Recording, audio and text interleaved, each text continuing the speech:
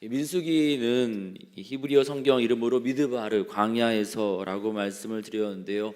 단순한 숫자만 언급하는 것이 아니라 광야 여정 가운데 하나님이 어떻게 지키셨는가가 기록되어 있습니다. 또 가나안 땅 정복을 위해서 어떻게 준비했는가가 기록되어 있는가가 바로 또 민수기의 내용이라고 말씀을 드렸었는데요. 새로운 일을 감당하도록 조직을 개편하시고 사람을 세우시고 그 사람들을 통해서 백성을 돌보게 하십니다.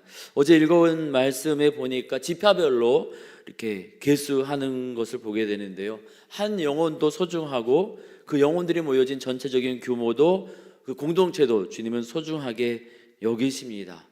세상 사람들은 개인을 위해서 공동체를 희생시키거나 특정 누군가가 혼자 많은 이익을 얻기 위해서 다수가 고생을 하거나 아니면 다수를 위해서 소수에게 희생을 요구하거나 하지만 우리 주님은 이 공동체도 개인도 사랑으로 돌보시고 지키시고 보존하시는 분이신 줄 믿습니다. 우리 가정, 우리 한마음교회도 우리 각 개인도 우리 그 수를 살피시고 그리고 지켜주시는 줄 믿습니다. 지휘자로 세운 일꾼에게 책임을 맡기시죠. 수를 먼저 세라 하십니다. 그리고 그 수를 유지시키는 것도 그 지휘자 각 지파별로 세워진 그 일꾼들의 책임이기도 하죠. 잠언에 보면 이런 말씀이 나옵니다. 내 양떼의 형편을 부지런히 살피며 내 소떼의 마음을 두라. 에스겔서에서는 이 목자들이 이스라엘의 목자들이 백성들을 돌보지 않아서 하나님께서 화가 있을진저 안타까워하시는 그런 장면이 나오는데요. 그렇게 백성들이 그렇게 그 세워진 일꾼들이 헌신하며 섬겨서 그 지파들을 돌보았을 때 하나님께서 그 섬김과 헌신을 받으사 이 백성들을 이 민수기에 보면은 40여 년간의 그 시간이 지났음에도 불구하고 많은 사건 사고가 있었음에도 불구하고 불뱀 사건도 있고 또 원망하는 사건도 있고 또 이스라엘 백성을 이방 민족들이 이방 신에게 부르짖으며 또 저주하려고 했던 그런 장면들도 있었고 또 음란한 문화가 이스라엘 백성 가운데 들어와서 또 많은 사람들이 또 하나님께 벌을 받는 장면도 있었지만은 그 가운데 하나님께서 그 수를 그대로 지켜주시고 보존하여 주시는 것을 말씀에서 보게 됩니다. 어제 읽은 1장 46절에 보면은 이 숫자가 계수된 숫자의 총합을 46절에 60만 3,550명 이렇게 기록하고 있는데요. 40여 년이 지난 다음에 26장 51절에 가면은 또 60만 1,730명, 60만 명이 그대로 남자만 60만 명이 그대로 유지가 되는 것을 보게 됩니다. 우리 섬김과 헌신을 통해서 우리 한마음교회도 우리 예수님 다시 오시는 그날까지 주님이 든든하게 지켜주실 줄 믿습니다. 그리고 이 지파들은 이 군사로 모집된 숫자를 셌는데 이 군사 조직이잖아요. 소위 말하면은 뭐 각 군단, 사단 뭐 이런 규모가 되는 것이죠. 그런데 이것이 이 가족 단위로 이것을 계수해서 제대, 이 집단을 구성했다라는 겁니다. 이 군인들은 가족 중심의 공동체였습니다. 피로 연결된 가족 공동체로 구성된 군대인 겁니다. 이익을 위해서 모인 것이 아니라 사랑과 정으로 뭉쳐진 군대입니다. 이 군에서 부상자를 이렇게 후송하는 것, 전사자의 유해를 수습하는 것이 중요한 이유가 이 상황이 불리해진다 할지라도 나를 버리지 않고 내가 속한 조직이 나를 책임져 줄 거라는 믿음 때문에 더 열심을 내고 용기를 낼 수 있기 때문이라 하는데요. 이익을 위해서, 사사로운 이익을 위해서 모인 집단이 아니라 사랑과 정으로 결속된 집단은 그런 부분에서 강력한 힘을 발휘합니다. 우리 교회도 교구도 또 구역도 그러한 이 사랑과 정으로 그렇게 결속되어 있을 때 영적인 능력을 또한 발휘하게 될 줄 믿습니다. 하나님을 아버지로 모시는 한마음교회가 영적 가족 식구임을 기억하면서 나에게 얼마나 유익이 있는가를 계산하기보다 가족이니까 사랑과 정으로 우리 형제 자매들의 아픔을 같이 아파하고 같이 울어주고 사랑으로 보듬으며 나아갈 때 세상이 감당치 못하는 우리 능력의 그런 예수님의 몸된 공동체가 될 줄 믿습니다. 오늘 말씀에서 보니까요, 이 엄청난 조직 가운데 레위 지파가 빠졌답니다.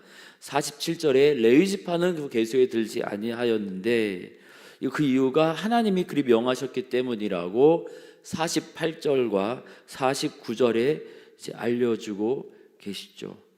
모두가 함께 해야 될 터인데 이 영적인 이 조직으로서, 이 군 집 조직으로서 또 가나안 땅을 향해 나아가기 위해서 모두가 이렇게 20세 이상 이 싸움에 나갈 만한 사람을 계수하고 각각의 편제를 이루어서 조직이 되어 있어야 되는데 레위 지파가 빠졌답니다.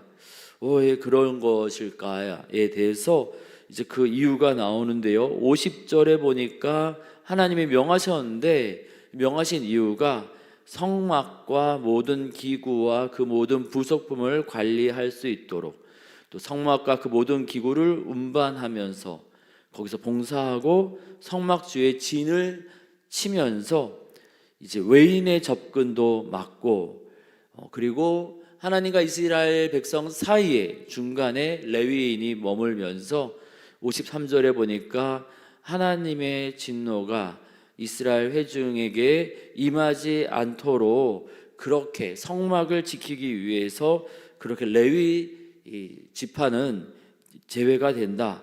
이렇게 예배 사역을 섬기기 위해서 전쟁에 참여하는 것이 배제되더라. 이렇게 기록을 하고 있습니다.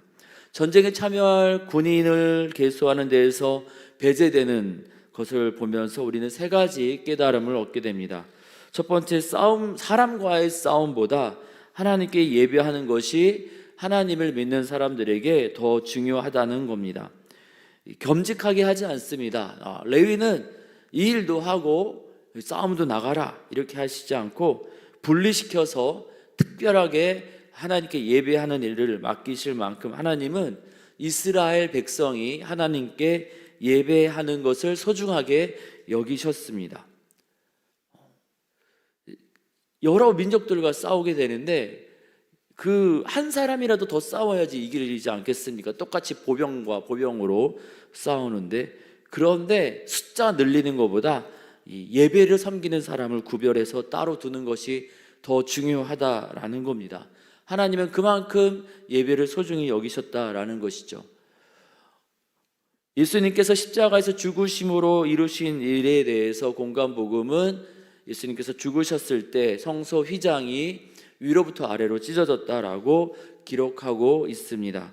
예수님이 몸이 찢어지면서 우리가 모두가 예배할 수 있도록 닫혀진 문이 열린 것입니다. 그 전에 그 성소와 지성소 사이 휘장은 1년에 한 번 대제사장만 대속죄일에 7월달 대속죄일에 들어갈 수 있었는데, 하나님은 우리 모두를 다 만나주시기 위해서 하나뿐인 아들의 몸이 찢어지는 것을 감당하셨던 것입니다. 그만큼 우리와의 예배를, 우리 하나님은 소중하게, 우리와의 만남, 예배를 소중하게 여기셨고 그만큼 우리를 사랑하신다는 것이죠.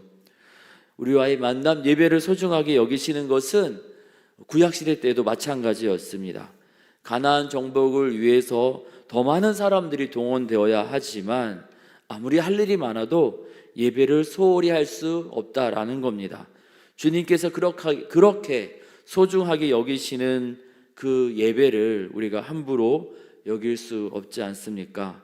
우리도 예배를 소중히 여기는, 또 예배를 소중하게 우리 자녀들에게, 다음 세대에게 가르치는 우리 주의 백성이 되기를 원합니다.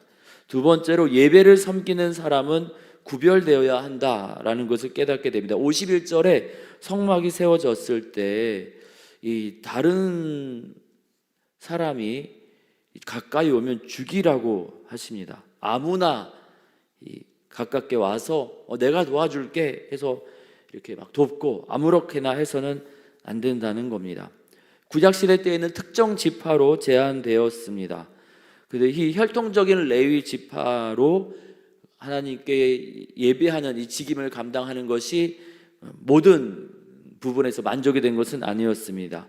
레위 지파 또 아론의 자손이 혈통적으로 이렇게 아무리 하나님 앞에서 하나님 명대로 구별되었다 할지라도 이 레위 지파의 마음, 레위 지파의 삶이 거룩하게 구별되지 않았을 때 이 엘리 사사 때, 그러니까 사무엘 선지자가 이제 엘리가 제사장이었을 때 이제 사무엘 선지자가 이제 이렇게 어렸을 때 보면은요, 엘리가 제사장으로 섬길 때 그 아들들의 삶이 구별되지 않으니까, 그들의 마음이 온전히 하나님께 향하여 있지 않으니까 언약궤에 모셨던 이 성막에서 모셨던 하나님의 임재를 상징하는 언약궤를 빼앗기기도 했습니다. 이사야서와 말라기서에 보면은 이런 식으로 예배 드릴 거면은 아무리 레위 지파가 섬겨도 예배 안 드렸으면 좋겠다. 그냥 이 성막 문을, 성전 문을 닫았으면 좋겠다. 이 하나님께 예배하는 예배당 다 없애버렸으면 좋겠다. 이 정도로 주님 말씀하실 정도입니다. 오늘날 십자가에서 우리 예수님께서 이 성소와 지성소 사이 휘장을 친히 위에서 아래로 찢으셨기에 우리 혈통적인 레위 지파 사람들만 예배를 섬기는 것은 아닙니다. 예배자로 우리 모두가 초대를 받았습니다. 베드로전서 2장 9절에 보니까 우리 예수를 주로 고백하는 모든 사람들이 택하신 족속이고 왕같은 제사장들, 거룩한 나라라고 알려주고 있지요. 그리고 요한복음 4장에서 예수님은 사마리아 여인도 예배자로 초대받았다는 것을 알려주십니다. 우리도 예배자로 부르고 계시는데 예배자로 부름받았기에 우리가 거룩하게 구별되어야 할 줄 믿습니다. 세상과 구별되어서 거룩하게 살아야 될 줄 믿습니다. 예배자에 걸맞는 말과 행동, 아무렇게나 세상 사람들이랑 똑같은 모습으로 예배하는 것이 아니라 하나님 앞에서 구별된 자로서 그렇게 일상을 예배로 올려드리고 또 주일마다 그렇게 예배자로 하나님 앞에 나아가는 주의 백성 되게 해달라고 우리 함께 같이 기도하는 아침이 되기를 원합니다. 레위인을 선택하는 것은 모세의 제안, 이스라엘 백성의 합리적인 선택이 아니라 하나님의 주권이었습니다.